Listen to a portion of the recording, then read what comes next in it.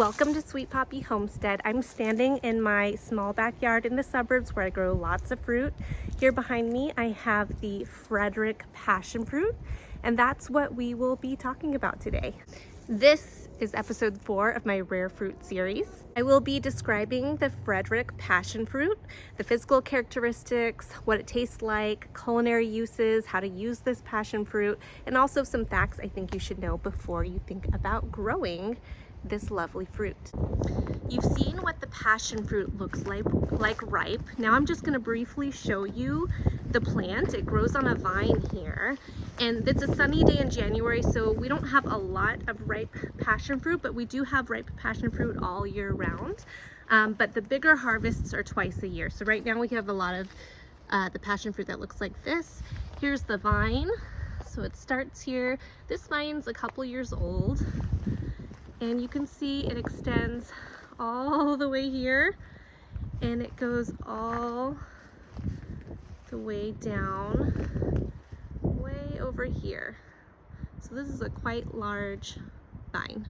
Here's some more of the unripe passion fruit. They vary in size quite a bit. There are over 500 types of passion fruit. The Frederick variety is known to be a little bit sweeter than some, which is why it's very popular here in Southern California. This is a ripe Frederick passion fruit. You can tell because it's purple and it's wrinkly. This is when you want to eat it. They will fall off the plant when they're ripe, and they're ready to eat when they get wrinkly.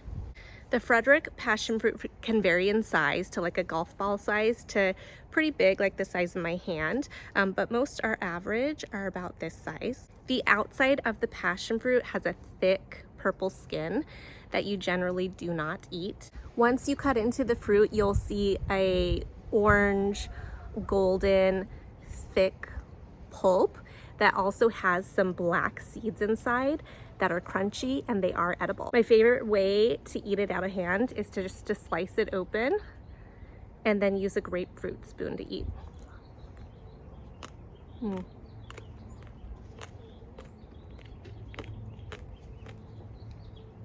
This one's particularly good.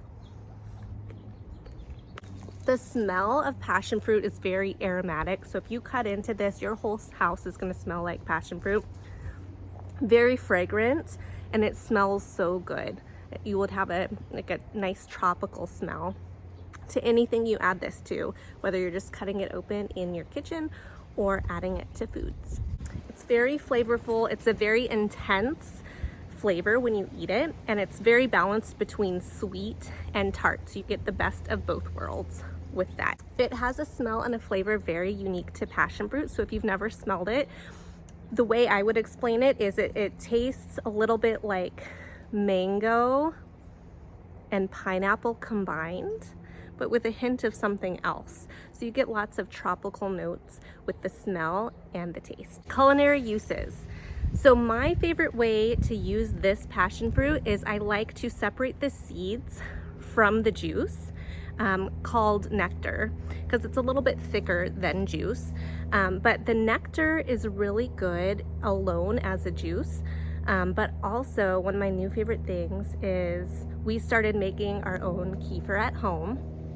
And I use the passion fruit nectar that I separated. I put it through a strainer and I separate the seeds from the juice, and I'll mix in the juice to the kefir, so we have our own homemade passion fruit kefir.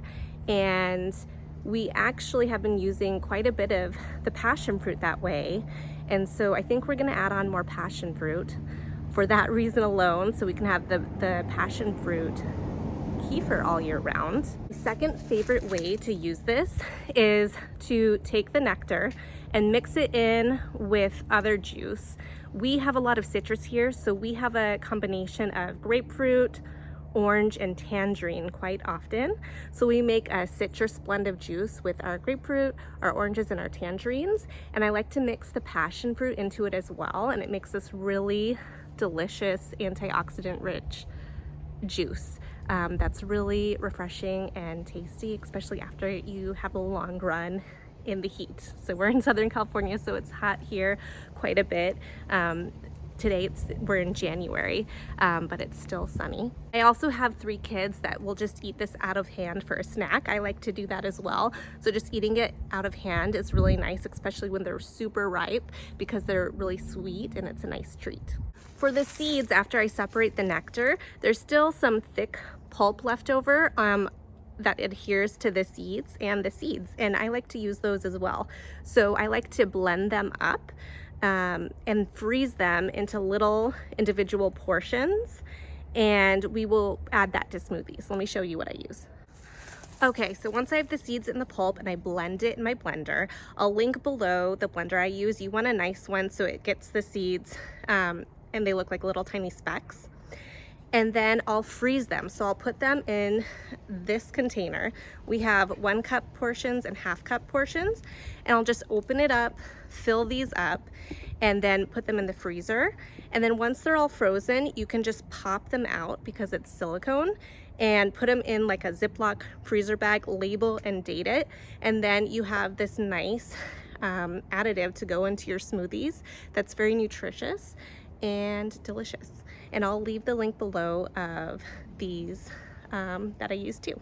The other thing I've been doing lately with the passion fruit is putting it into baked goods. So I like to put it into muffins and sort of like a banana bread with some passion fruit as well. You can add it into any kind of cookie or dessert. Some people make passion fruit ice cream or sorbet.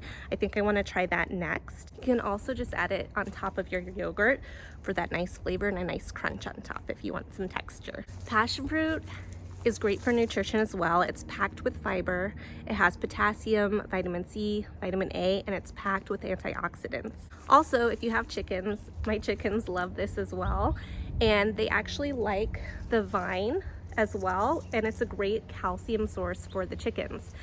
So the great thing about this is any kind of cuttings, since it's such a vigorous vine, I can just cut off the cuttings for them, throw them on the ground, and that's a great calcium source that's really healthy for the chickens as well. Here's some quick facts regarding the passion fruit. So this passion fruit is a vigorous vine, and so that's really great because you can get fruit in less than a year when you grow passion fruit because it just grows so quickly. The other good news is it's easy to grow, and it can grow in clay soil. That's what we have been doing, and it's been doing really above what I expected this plant to do in just clay soil alone. You can grow this in zones 9 through 11. Here we are in zone 9B. If it gets colder than zone 9B, this plants may die back in the winter and then regrow every spring. Since it doesn't get that cold here, this stays green all year round, so it's a perennial here, and we get the fruit all the time. It's January here. We're getting sparse amounts. Basically every month we'll have at least a couple, and then there's a couple times a year where we get lots and lots of these passion fruits just falling down on the ground. I think I'd probably have to write it down, but I think it's sometime in the summer and sometime in the fall. Now that you know all about the Frederick Passion Fruit, I'd love to know if you've tried any other passion fruits or if you're growing any in zone 9B or above. I'm looking to add on other varieties of passion fruit because I love this so much and we're just utilizing all of it. So let me know what you're interested in or if you have any that you would suggest.